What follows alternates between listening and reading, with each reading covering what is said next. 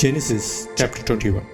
The Lord was gracious to Sarah, just as he had said he would be. The Lord did for Sarah what he had promised to do. Sarah became pregnant. She had a son by Abraham when he was old. The child was born at the exact time God has promised. Abraham gave the name Isaac to the son Sarah had by him. When his son Isaac was 8 years old, Abraham circumcised him. He did exactly as God had commanded him. Abraham was 100 years old when his son Isaac was born to him.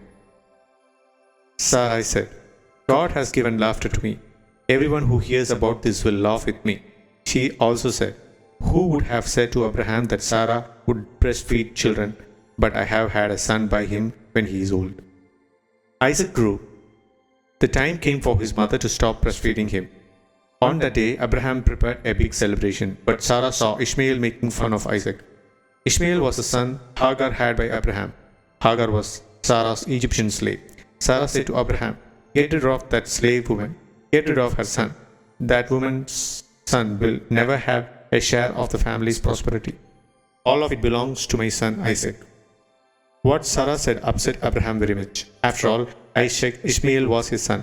But God said to Abraham, do not be so upset about the boy and your slave Hagar. Listen to what Sarah tells you, because your family line will continue through Isaac. I will also make the son of your slave into a nation. I will do it because he is your child. Early the next morning, Abraham got some food and a bottle of water. He gave the food and water to Hagar, placing them on her shoulders. Then he sent her away with the boy. She went on her way and wandered in the desert of Beersheba. When the water in the bottle was gone, she put the boy under a bush. Then she sat down about as far away as a person can shoot an arrow. She thought, I can't stand to watch the boy die. As she sat there, she began to sob. God heard the boy's crying. Then the angel of God called out to Hagar from heaven. He said to her, what is the matter, Hagar? Do not be afraid. God has heard the boy crying as he lies there. Lift up the boy and take him by the hand. I will make him into a great nation. Then God opened Hagar's eye, and she saw a well of water. So she went and filled the bottle with water and gave the boy a drink. God was with the boy as he grew up. He lived in the desert and learned to shoot a bow and arrow. While he was living in the desert of Paran, his mother got a wife for him from Egypt. At the time, Abimelech and his army commander, Phicol, spoke to Abraham. They said to Abraham, God is with you in everything you do. Now, make a promise to me here while God is watching. Give me your word that you will treat me fairly. Promise that you will treat my children and the children the same way. I have been kind to you. Now you be kind to me and the country where you are living as an outsider. Abraham said, I give you my word that I'll do it. Then Abraham complained to Abimelech and his servants had taken over a well of water. But Abimelech said, I don't know who has done this. You didn't tell me, and today is the first time I heard about it. So Abraham gave Abimelech sheep and cattle. The two men came to an agreement. Then Abraham picked out 7 female lambs from his flock. Abimelech asked Abraham, what is the meaning of these 7 female lambs? Why have you picked them out and set them apart? Abraham replied, accept the 7 lambs from me. They will be a witness that I dug this well. So that place was named Beersheba. That's because there the two men came to an agreement. After the agreement he had been made at Beersheba, Abimelech went back to the land of Philistines. His army commander Phicol went with him. Abraham planted a tamarisk tree in Beersheba. There he called on the name of the Lord. The Lord God lives forever. Abraham stayed in the land of the Philistines for a long time. Genesis chapter 22. Sometime later, God tested Abraham. He said to him, Abraham, here I am. Abraham replied. Then God said, take your son, your only son. He is the one you love. Take Isaac. Go to the place called Moriah. Give your son to me there as a burnt offering. Sacrifice him on the mountain I will show you.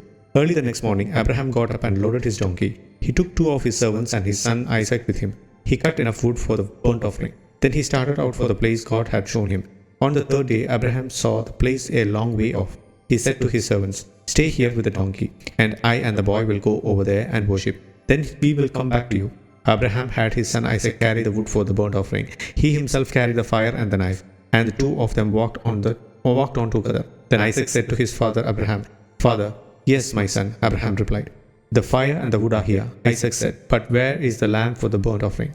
Abraham answered, God himself will provide the lamb for the burnt offering, my son. And the 2 of them walked on together. They reached the place God had shown Abraham. There Abraham built an altar. He arranged the wood on it. He tied up his son Isaac. Abraham placed him on the altar on the top of the wood. Then he reached out his hand. He picked up the knife to kill his son. But the angel of the Lord called out to him from heaven. He said, Abraham, Abraham.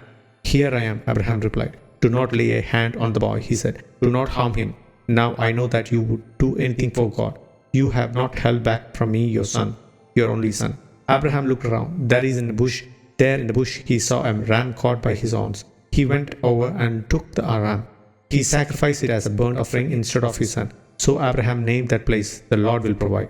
To this day, people say it will be provided on the mountain of the Lord. The angel of the Lord called out to Abraham from heaven a second time. He said, I am giving you my word that I will bless you. I will bless you because of what you have done, announces the Lord. You have not held back your son, your only son, so I will certainly bless you. I will make the children born into your family as many as the stars in the sky. I will make them as many as the grains of sand on the seashore. They will take over the cities of their enemies. All nations on earth will be blessed because of your children. All these things will happen because you have obeyed me. Then Abraham returned to his servants. They started out together for Beersheba, and Abraham stayed in Beersheba. Some time later, Abraham was told Milcah has become a mother. She has had sons by your brother Nahor. Uz was born first, then came his brother Buz. Kemuel was born next. He became the father of Aram. Milcah's other sons are Kesed, Hazo, Pidash, Jidlaph, and Bethuel. Bethuel became the father of Rebekah. Milcah had the 8 sons by Abraham's brother Nahor. Nahor had a concubine named Reumah. She also had sons. They were Teba, Gahan, Tahash, and Makkah.